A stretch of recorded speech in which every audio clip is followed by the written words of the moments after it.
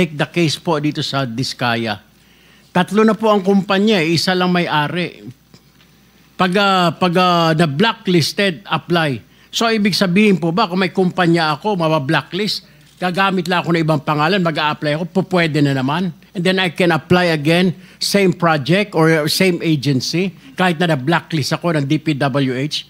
Ganun naman ho, hindi nyo ba alam na ganun ang kalakaran ngayon? Or you don't have any idea na pag na-blacklist itong kumpanya na ito, gagamit ng ibang kumpanya o magbubukas ng ibang kumpanya. Napakadami po, Miss Diskaya, yung inyong proyekto kung saan-saan na, daig nyo pa yung gobyerno. Thank you, Mr. Chair. For PICAB, kay Engineer Dakay, alam nyo, Engineer Dakay, kung gugustuhin, may pamamaraan. It says in Section 29, Republic Act number 4566, pwede po kayo mag-imbestiga at gumawa po ng aksyon, suspension, revocation of license, kung meron po mga report. Tama po? Yes, Your Honor. All right. So, nasa inyong kamay kung pwede nyong i-revoke.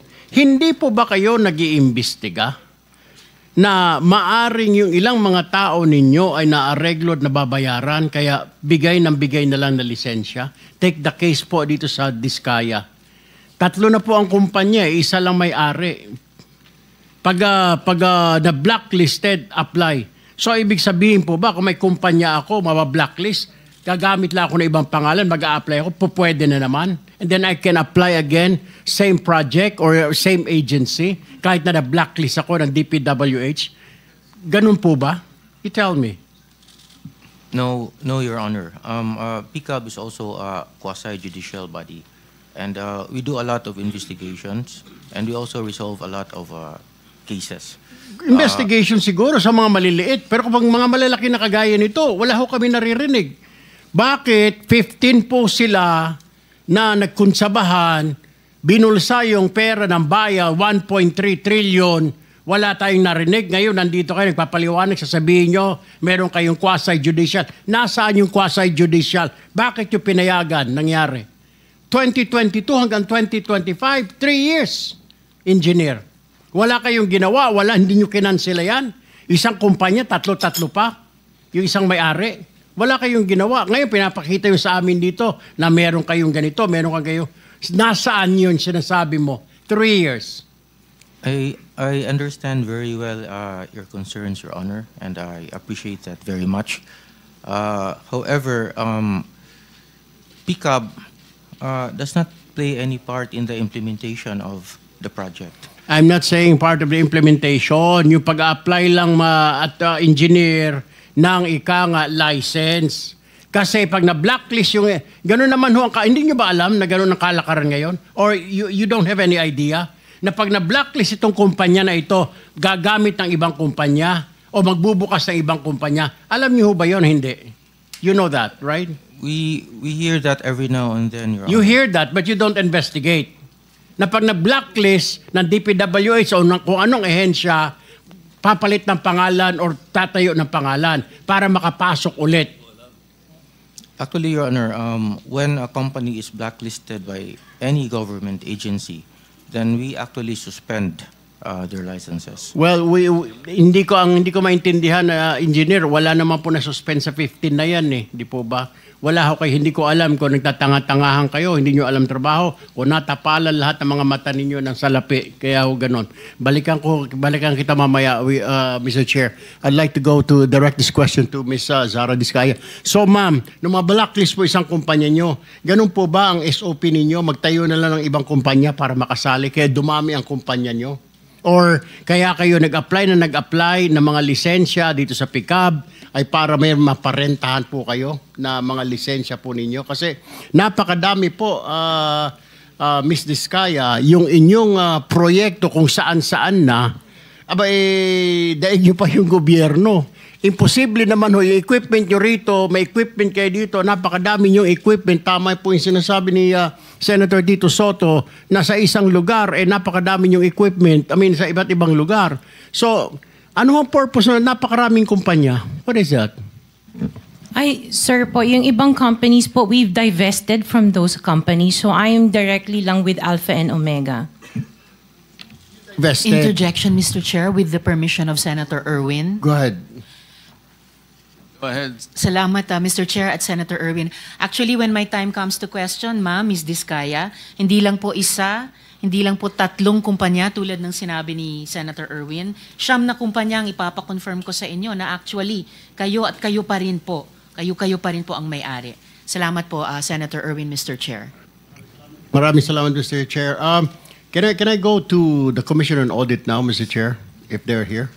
Before that, I think you need to also pursue that initial question you had with PICAB. Kasi we heard that PICAB, upon the direction of the President of the Philippines in connection with the identified 15 contractors in anomalous flood control projects, it triggered an investigation from your office. And I believe somebody told me that you communicated directly with the DPWH to be able to pursue investigation insofar as the 15 contractors are concerned. Did you not coordinate with the DPWH? And if you did, what was the coordination and what was the response made by the DPWH, if any? Thank you, Your Honor. Actually, on August 18, our Executive Director, Attorney Matienzo, formally wrote to DPWH Secretary Bonoan requesting information on all infrastructure projects awarded to the 15 contractors that have been identified as having the most flood control projects nationwide. So we sought in our letter a list of all the projects awarded to these contractors, the status of project implementation, the findings from their... You were referring to the 15 contractor subject matter of this inquiry? Yes, Your Honor. What was the reply by the DPWH, if any? To this day, Your Honor, we haven't received any reply. However, we issued summons to the contractors, and we have been doing our own hearings, and we ask them or require them to file a verified answer within 10 days from the receipt. Wait, you wrote to DPWH on August 18, Yes, and you Your did Honor. not receive any reply. You're No. seated beside the secretary of the DPWH. Did you ever ask him why no reply was ever given to your letter? Well, you know, Your Honor, in the interest of public service and expediency, we just went ahead with our investigation and summoned the 15 contractors. Not only the 15 contractors, but the other contractors that were mentioned by the President in But subsequent... the information you were asking from the DPWH, I believe, are essential information. How can you conduct your investigation without waiting for the information that you sought in the first place? At least, Your Honor, we did the preliminary hearings. There is a jump start to all of the hearings for the... Okay, Senator Tulfo, proceed, please. Mr. Chair, pinapaikot-ikot lang ho tayo nitong pick-up. Alam nyo, engineer, sinasabi ko ho kanina, yung sinasabi nyo, pinapatagal nyo, pinapaligoy-ligoy ninyo itong proseso na ito, pagtatanong, jumpstart yung mga sinasabi ninyo, DPWH umiiling, sinasabi na parang hindi pa nila natatanggap, and then suddenly you're telling us na gumawa na kayo ng action? Is this correct? What I heard, you started communicating with the 15 contractors?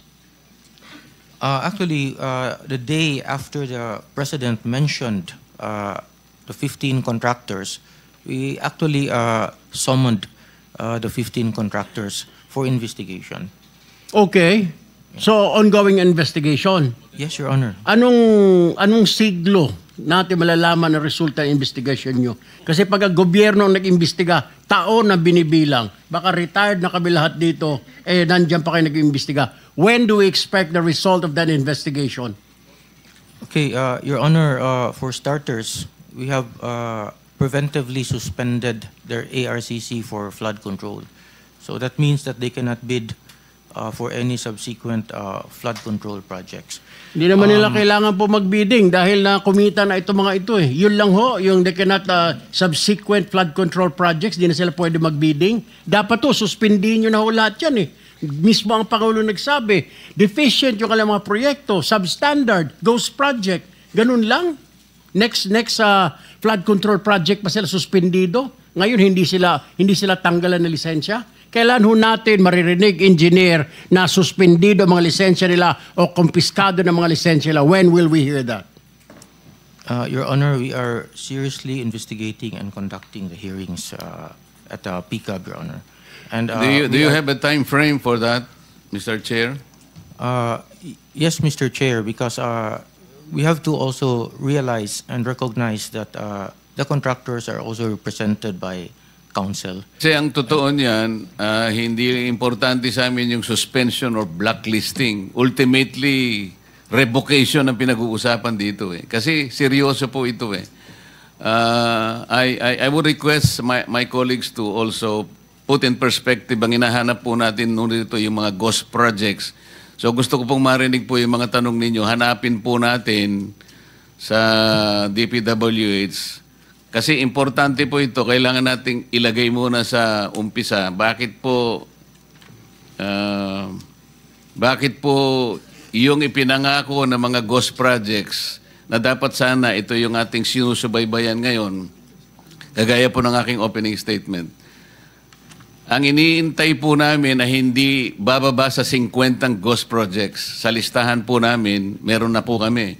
Kaya lang, kagaya na sinabi namin, 2 lang po ang formally na inadmit ng DPWH na ghost projects. Kaya po nakaka-disappoint. Maybe... Yes, Mr. Chair.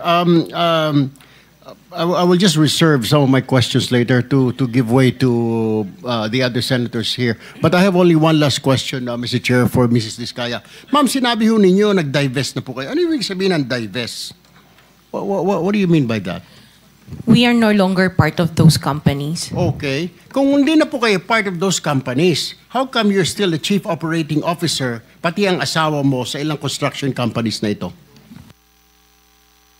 Hindi po ako COO ng mga companies po. Ma'am, you're under oath. Don't forget. Opo, CFO po, pero hindi ako COO po. COO. So, bakit po ikaw ang CFO pa rin kung nag-divest na po kayo, opisyal pa rin po kayo dyan? Sorry, tumutulong lang po ako dun sa mga ibang companies po. So you haven't, with the permission, you haven't completely divested all your interest in that Before we particular company. continue, let me acknowledge the presence of Senator Rapi Tulfo. Thank you. Answer. So you didn't divest totally. You're still the CFO according to you. Opo, pero hindi po ako nagmamanage po ng mga companies na yon. Wala na po ako. Wala po ako dun sa ano. Sorry. Naintindihan po niyo yung divestment.